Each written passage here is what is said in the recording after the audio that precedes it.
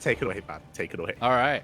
Well, we have in the upper left-hand corner of Site Delta none other than the foreigner, the non-Texan of this bracket. It is Dragon Kites's Dark. And spawning in the bottom right-hand corner, we have his opponent. We have the red Protoss player from the land of Texas, representing Storm Gaming, the Prince of Texas, I believe. It is MaxPax. Yeah, he is part of the royal family of Texas, which is why he's unable to go to any of the live events. You know, it's part of being the royal family of Texas. Yeah, you know, I've been hearing, as we're going for a proxy hatch, by the way. So everything what I say, I have been hearing that some people actually they misinterpret where MaxPax is from, and they've been saying that like they've been looking for him. Actually, you know, they've been trying to find out what he looks like, and I think they've been like looking in a place called like Denmark, and that's why they can't find him. They're looking in the wrong place. Oh yeah, no, they gotta check the real place, which is of course Texas. But you are correct, Dark. Gonna go for a cheeky little hatch block here on MaxPax. I love that Dark still does this. I feel like he's one of the few like high-level players that still does these kinds of moves. 100%. Dark, I mentioned this in the previous series against Skilless in game 1. I was like, I wouldn't be surprised if at some point this series Dark goes for a proxy hatch at some point, and he didn't against Skilless, but he was saving it here for MaxPax instead. And this isn't too committed. This is just designed to, you know, try to disrupt the economy here of MaxPax. He's expanding back at home. This isn't supposed to be an all-in. Yeah, this is it's just a hatch block. Zergs got tired of us calling the pylon block a hatch block, so they started doing this to make sure we used our terms correctly. But you're right, he's just trying to delay this a little bit, forces the Zealot out. There's a lot of lost mining time with the probes. Is it worth it? Maybe, but for Dark it's worth it because he likes to just disrupt games. That's like Dark's big thing. He wants to make the game weird. Dark handles weird situations so well. But if he can force his opponent into the weird situation too, like, he's just going to have an advantage by being good at that. And MaxPax, a lot of the way he plays is, like, really specific, right? He just gets out the units he needs exactly when he needs it. He doesn't want there's no fat on his build. It is exactly what he needs and nothing more. So if he's forced to get other units out, now he has to try to figure out a way to, like, make the Zealot work. And his Nexus is a little later, so things are a little off timing. And I feel like for MaxPax, that's a bigger deal than it is for Dark to, like, I don't know, have a weird situation because he built that hatch and then canceled it. Yeah, definitely, right? As you're saying, like, MaxPax is a very lean player, you know, he's very in shape and very clean. And Dark, he's dirtying him up, you know, he's just dragging him into the mud with him. And Dark, he likes the mud. He likes being dirty. It's beautiful. He's in his element, if you will. As the Adepts are going to be shading into the main base, and yo, we can one-shot workers. A lot of drones are actually going down. Yeah, already 5 drones getting killed here. And I mean, this is what I was talking about a little bit in the last series, right? Like, MaxPax coming in with every unit he can possibly have and just getting drone kills, what seems like for free. He lost the Zealot, but that is 5 kills for 1 Zealot. That is so worth it.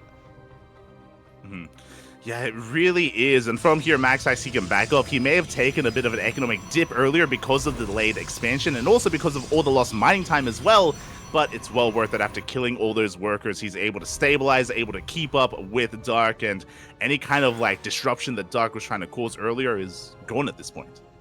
Yeah, the game, like you said, it's stabilized quite a bit. Now, MaxPax doesn't have a third base on the way, which is something I expect to see him trying for soon. But we'll see if he can get some even more damage done with this Oracle that's coming in right now. Yeah, we're going straight for Larva here at the third base. We got 1 Larva in the end, going straight for that natural, but we have 2 Queens in position. The Spore finishes up just in time. The Oracles won't get much done, but as you were saying, MaxPax should be expanding back at home. There we go. The Adepts are just going to be ferrying this probe over, and we're going to be taking that third base. Yep, and now getting a Void Ray out too, which, I mean, I know this is to kill the Overlord, but I've noticed this more and more. I feel like for a while the Protoss players like avoided going for the Void Ray, but they're back into it. They love that Void Ray. Was that on purpose? What? They avoid the Void Ray? It wasn't on purpose. It really, genuinely, I didn't even know what you were referring to. I was like, I missed the joke entirely. Like, what What did I say? What did I do? Did I insult someone? Oh god. Right? I'm sure that did insult somebody, and if you're insulted by that joke, I apologize. If you need to seek counseling for those kinds of puns, I understand. If you happen to be a void ray in the chat and you feel that joke was insensitive, we do apologize. Yeah. Yeah. But deal with it. So your depths are going to be moving out as well. Void Ray, as you were mentioning, shutting down the Overlord, we are going to be heading towards this third base. Doesn't look like a lot, but this is a worker killing force. We have so many adepts, the Oracles, the Void Ray as well. We're looking for some more economic damage even outside of just clearing up this creep. Yeah, we'd love to see him shade some of these adepts into the bases, but it looks like right now he is just going to clear up that creep, and then the Lings are going to get right on top of this. Only one adept's going to be able to finish that shade into the natural, where it will still get a drone because this is a MaxPax's adept, and that's just what they do. But the Oracles, man, yeah, the Oracles, 15 drones have died this game.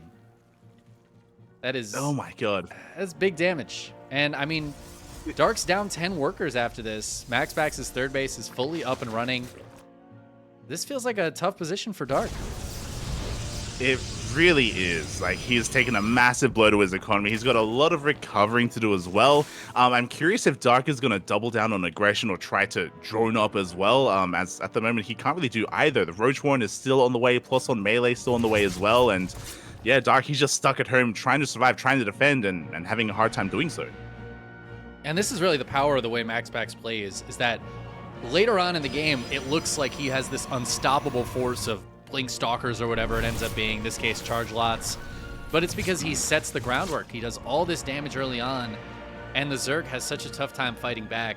That being said, Dark does have some tools at his disposal if he wants to go for things like Infestors or try to get into a quick hive or something cheeky like Burrow Roach play.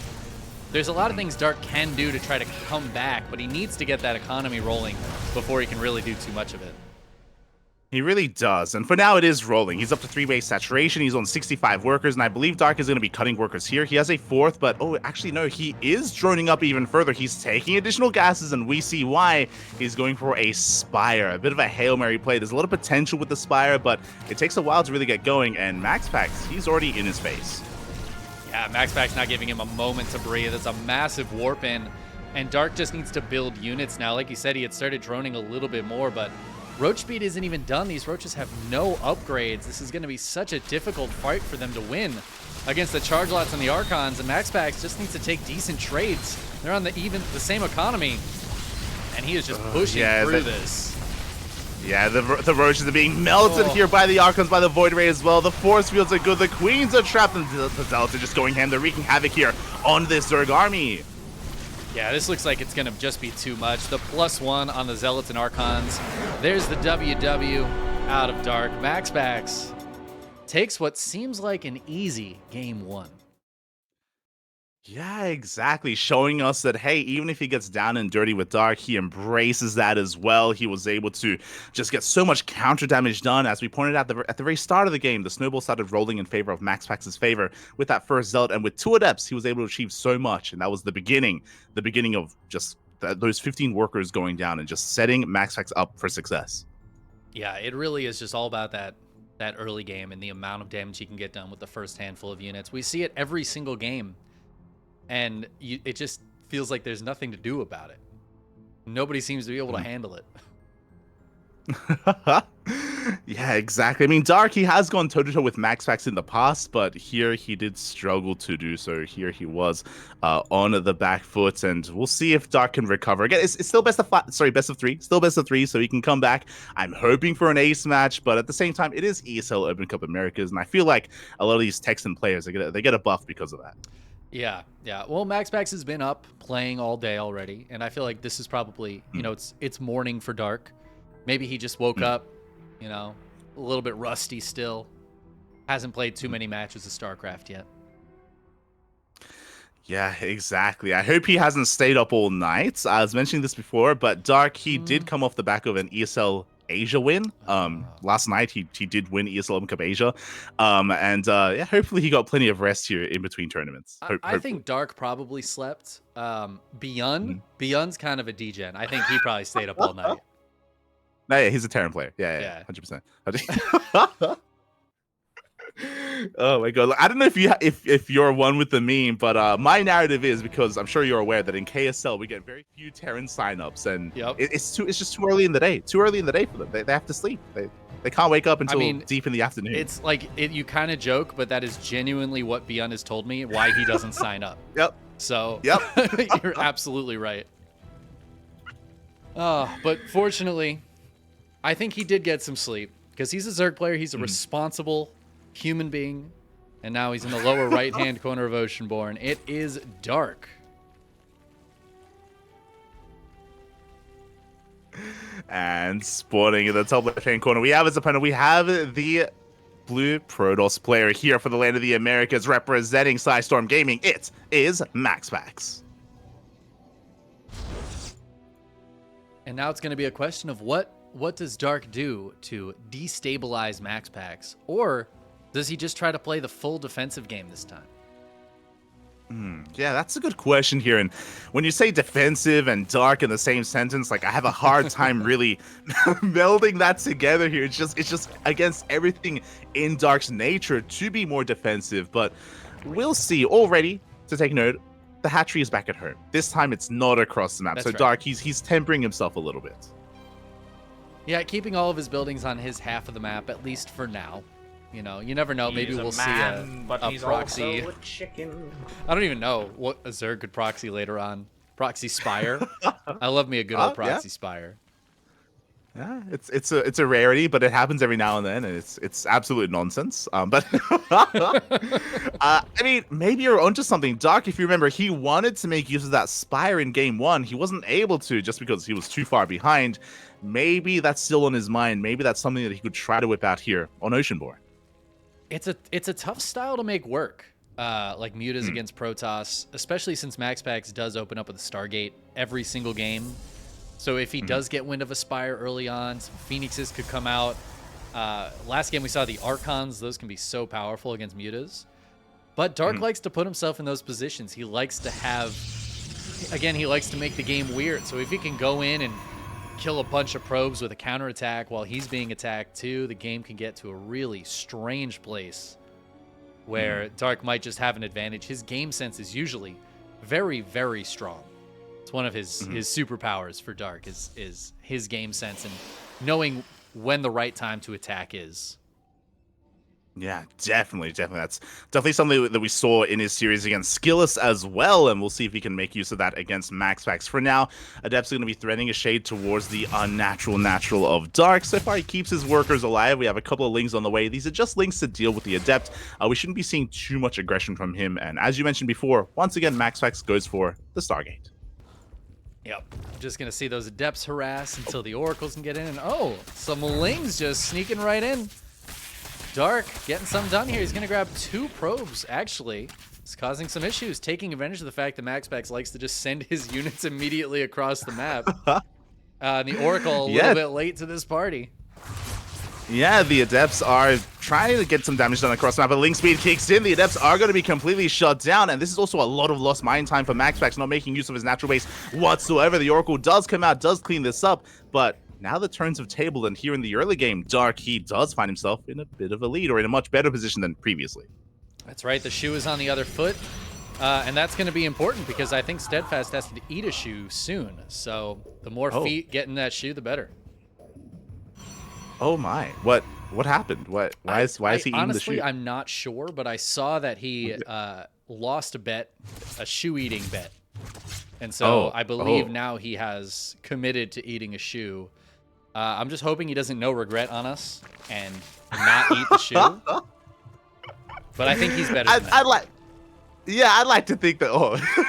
I'd like to think that Steadfast. Yeah, he would commit to his promises, and I'm sure he'll eat a shoe for us. If anyone in the chat knows, let us know what happened and what bet it was, and whether maybe he needs to eat more than one shoe. I'm curious. I'm sure it's related to StarCraft. I'm sure it's related to the ESL Masters finals. Yeah, maybe? yeah. I saw Fear Dragon mention it. So maybe they were casting something together, and you never make a shoe eating bet. No matter how sure of a thing you think it is, don't do it. Exactly. It's not worth it. Now he's got to figure out how to make a shoe out of something edible. maybe he likes it though. Maybe he wanted to eat the shoot. It's true. He wants to prove that it's not that hard.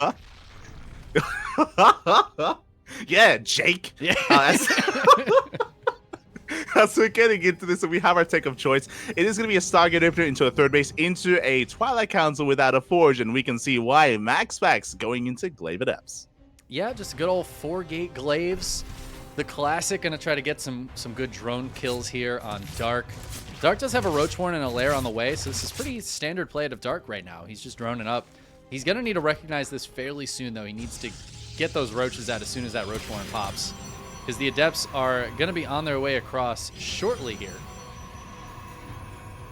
Yes, we are just banking up the Adepts back at home. Again, the goal here for MaxPax is that he's hoping to catch Dark off guard, to keep these Adepts hidden until the last moment and catch him droning. But as we can see, we already have some safety Roaches on the way. Dark, he hasn't scouted the main base yet. He hasn't seen the Adepts yet, but he's preparing nonetheless. And there we go. The Adepts are now shading across the map. And Dark, does he have enough to deal with this, as he sees a lack of saturation on the base? And he does see those Adepts. Yeah, he catches wind of a few of them. Now they're going to hit that creep spread, which is pretty far forward in the center here. And Dark's going to start working on these Adepts early with the Queens. He has some of those Roaches out. The Lings are going to have to chase the Shades. But I don't think this Shade is too much of a danger for Dark. So already, these Adepts not being able to get too much done, just clearing up that creep spread. Yeah, exactly. As Adepts are going toe-to-toe with the Queens. One Queen goes down. High energy Queen at that. We're getting damage done. We don't commit to the Shade. We want another Queen, but we do back off. Meanwhile, behind this, we spoke about it. Dark does want to make use of that Spire, does want to get into those mutas as well. He was denied it in game 1. In game 2, he wants it, but he's not there yet. He still has to survive these Adepts. Yeah, I mean, I think he will be able to get there. There's a chance the Adepts are able to get a scout off on that. Oh, they finish this Shade. Not a ton of Lings here, but the Roaches are going to come up and help clean them out. No drones going down yet. It's just these Adepts trading out for units, which is generally very ideal for the Zerg. As I say that, though, now we're up to 5 drones already. The Adepts finally getting that damage done. Yeah, 6 workers go down. We even recall some of the Adepts back home as well to defend against the counterattack to protect this third base. But what's important is that the Adepts, they did shade into the main, but they did not see the Spire. This has not been spotted, not been seen. MaxPax, he's building up towards Blink Stalkers as the standard transition, but he hasn't started Phoenix production because he's unaware of the tech. Yeah, and Blink Stalkers, while they can do okay against mutas, they're like kind of not great against them. And if Dark's able to get into these mutas, yeah, he starts up +1. I love this. I think this is a great position for him to commit with the mutas against MaxPax. The glaive opening, and it looks like MaxPax wants to push with his blink finishing up. So Dark needs to be careful about that, but he's got quite a few Roaches out, and if the Stalker number isn't high enough, the mutas can help in the fight. They can kill a War Prison. They can clean up some of those Stalkers. Yeah, that's going to be huge. If they can clean up the War Prism, they can get on top of the sentries as well. But here we go. MaxPax is pushing a little bit prematurely as the Prism is still not with the main army, so he can't reinforce, but he does actually barely see one of those mutas as well. He's pushing on through. Dark, he's in a bit of trouble here, but he's buying some time. He's got more reinforcements on the way. Ooh, those are beautiful forest fields, and there's no Ravagers to take them out, so Dark just going to lose some Roaches for free. He's waiting to engage in on this, just buying as much time as possible to get these units out. The mutas are going to hit first. They won't be hit with his Stasis Ward, which does catch a lot of the Lings on the right-hand side. I don't know if Dark has enough to clean this up. And Dark also wondering what the hell just happened there. The question mark was... Yeah, the question mark GG. Dark wondering how Protoss got their propaganda through that they're weak right now. True. GG. Well played. Again, a very crisp timing there from MaxPax. The Glaive Adepts, they may not have seen the tech. They may have only killed 6 workers, but it was the setup here for the eventual push from MaxPax. And if Dark hadn't been working towards that Spire and those mutas, he would have had a much stronger Roachling army, and maybe he would have been able to hold on. The mutas in the end, not ideal defensively. You know, when it comes to the strength of the muta, they do an amazing job shutting down prisms or getting harassing damage done, killing workers in a head-to-head fight. Not ideal. Yeah, especially when they first come out. If you can get up to like 10, 12 mutas, they can be a lot more useful in every regard. But when there's like 6 mutas, 8 mutas, they just kind of, it's a lot of money spent on something not super helpful. And MaxPax being so crisp with that attack, hitting before Blink and +1 were even done, before the Prism was even there, but just putting that pressure on right away and starting to trim off some of those units as they popped out. Beautifully played by MaxPax. He gets the 2-0.